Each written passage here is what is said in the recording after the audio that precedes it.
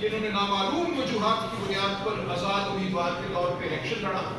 ہم نہیں جانتے اس کے علاوہ کوئی اور حقیقت. ہمیں تو یہی پتا ہے کہ ان کو چونکہ الیکشن کمیشن نے آزاد قرار دیا تھا، الیکشن کمیشن کے فیصلے موجود ہیں، ہم ان سب کو بحال کرتے ہیں اور ان سب کو آزاد امیدوار ہی تصور کیا جائے گا. اور چونکہ یہ سب کے سب آزاد ہیں، اس لیے ان کو سیٹیں نہیں مل سکتی خواتین اور غیر مسلمین کی، چونکہ وہ صرف پارٹیوں کو ملتی ہیں، مخصوص نشستیں آزاد امیدواروں کو نہیں ملتی. لہٰذا تمام نشستیں ان سے چھین کر یہ جیسے ایک مال غنیمت تھا، ان لوگوں کو اب وہ نشستیں دی جائیں گی جن کی 2 سیٹیں ہیں. اگر جنرل الیکشن میں ان کو 5 سیٹیں مل رہی ہیں، مخصوص نشستیں خیبر پختونخوا اسمبلی. خیبر پختونخوا اسمبلی میں پی ٹی آئی کے کا جو تناسب ہے وہ 83% ہے. 83% کے مقابلے میں خیبر پختونخوا اسمبلی میں اب پی ٹی آئی کو 0 نشستیں ملیں گی، جبکہ وہ جن کی 2 سیٹیں ہیں، 3 سیٹیں ہیں، 26 سیٹیں ان میں بانٹ دی جائیں گی. یہ جمہوریت کا قتل ہے. آئین پاکستان یہ تقاضا کرتا ہے کہ مخصوص نشستیں جو پارلیمان کا 1/3 حصہ ہیں اسی تناسب سے دی جائیں جس تناسب سے جنرل الیکشن میں عوام نے منتخب کیا ہے. اگرچہ جنرل الیکشن کو بھی لوٹا گیا، فارم 45-47 کا معاملہ آپ کے سامنے ہے، اس کے باوجود پی ٹی آئی کو نہیں روکا جا سکتا. اس کے باوجود 93 لوگ پی ٹی آئی کے امیدوار منتخب ہوئے. اس حوالے سے جو سیٹیں ہمیں ملنا تھیں وہ پاکستان کے عوام کا حق تھا. عدالت میں بھی ہم نے یہی استدعا کی کہ مقدمہ پی ٹی آئی کا مقدمہ نہیں ہے. آپ تکنیکی اعتراضات مت اٹھائیے کہ مقدمہ ایس آئی سی نے فائل کیا تھا، لہٰذا ہم پی ٹی آئی کو کیسے سیٹیں دیتے ہیں. یہ ہماری مسلم فقہ ہے، جو اسٹوڈنٹس ہیں، کہ جب بنیادی حقوق کا کوئی معاملہ سپریم کورٹ کے سامنے آتا ہے اور الیکشن اور ووٹ ڈالنا بنیادی حقوق میں شامل ہے، تو پھر یہ واجب ہو جاتا ہے سپریم کورٹ پر کہ وہ ایسا فیصلہ کرے جس سے بنیادی حقوق جو ہیں وہ رائج ہوں. یہ عوام کا حق ہے کہ ان کو عوام کو ان کے بنیادی حقوق دیے جائیں. یہ مقدمہ پی ٹی آئی کا مقدمہ نہیں تھا، یہ سنی اتحاد کونسل کا مقدمہ نہیں تھا، یہ پاکستان کے عوام کا مقدمہ تھا. جو فیصلہ ہوا ہے وہ پی ٹی آئی کے خلاف نہیں ہوا، وہ پاکستان کے عوام کے خلاف ہوا ہے، پاکستان کی جمہوریت کے خلاف ہوا ہے، پاکستان میں بنیادی حقوق کے خلاف ہوا ہے.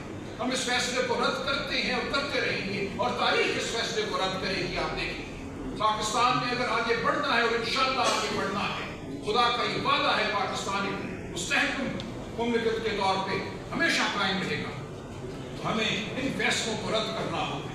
ہمیں اقتدار اعلیٰ اللہ تعالیٰ کے ہاتھ میں ہے، لیکن اس اقتدار اعلیٰ کو زمین پر انسان استعمال کرتے ہیں اور ووٹ کے ذریعے استعمال کرتے ہیں. یہ قرارداد مقاصد میں لکھا تھا ہمارے بڑوں نے. اس ملک میں جمہوریت ہوگی اور اقتدار اعلیٰ کو زمین پر وہ لوگ استعمال کریں گے نائب کے طور پر، ٹرسٹی کے طور پر، جن کو عوام ووٹ دیں گے. جب آپ عوام کے ووٹ کو رد کرتے ہیں تو آپ اللہ تعالیٰ کی حاکمیت کے حوالے سے کیے گئے وعدے کو رد کرتے ہیں جو قرارداد مقاصد میں ہم نے پاکستان کی عوام سے کر رکھا ہے. کل ایک بار پھر اس وعدے کو رد کیا گیا، لیکن ہم وہ وعدہ نبھانے کے لیے بیٹھے ہوئے. ہم پاکستان کے عوام کو ان کے بنیادی حقوق دلوا کر رہے ہیں. ہماری نسلیں اس کے لیے جھکی رہیں گی، آپ کی نسلیں جھکی رہیں گی، کیونکہ اس کے باوجود آپ کی میری فلاح ممکن نہیں ہے. آج اگر پاکستان کی آبادی کا 40% سٹنٹڈ ہے، یعنی کہ اپنی جو ایک عمر کے لحاظ سے جو جسمانی اور ذہنی نشو و نما ہونی چاہیے اس سے کم ہے ہمارے بچوں کی نشو و نما. 40% بچے ہمارے ایسے ہیں 15 سال کی عمر میں ان کا جسم اور ان کا دماغ 10 سال یا 9 سال کے بچوں کے برابر ہے. یہ پوری دنیا میں سب سے بڑا تناسب ہے. ہمارے 40% بچے 15 سال کی عمر میں کسی اسکول میں نہیں جاتے، کسی مدرسے میں نہیں جاتے.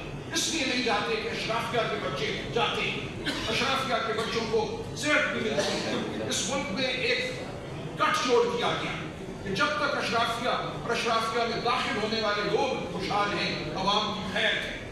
جمہوریت اسی بات کی نفی کرتی ہے. جب آپ کی آواز ایوانوں میں اٹھے گی، آپ کی حقیقی آواز ایوانوں میں اٹھے گی، پھر آپ کے بچے ان کے ذہن اور ان کے جسم سکڑے نہیں رہیں گے. ان کو تعلیم بھی ملے گی، ان کو روزگار بھی ملے گی. ہماری جدوجہد صرف کسی آئین کے نفس کے لیے نہیں ہے، ہماری جدوجہد آپ کے حقوق کے لیے ہے، پاکستان کے غریبوں کے حقوق کے لیے. اس لیے ہم حاضر ہوئے ہیں یہ بتانے کے لیے کہ کل کے فیصلے نے ہمارے عزائم کو بالکل مان نہیں کیا. ہم پہلے سے زیادہ عزم کے ساتھ آگے بڑھیں گے، کیونکہ پاکستان کی عوام ہمارے ساتھ ہے، کیونکہ حق ہمارے ساتھ ہے، سچ ہمارے ساتھ ہے، خدا تعالیٰ کا وعدہ ہمارے ساتھ ہے. ہم کبھی نہیں ہاریں گے. فتح ہماری ہوگی، فتح آپ کی ہوگی، پاکستان کے عوام کی. بہت شکریہ.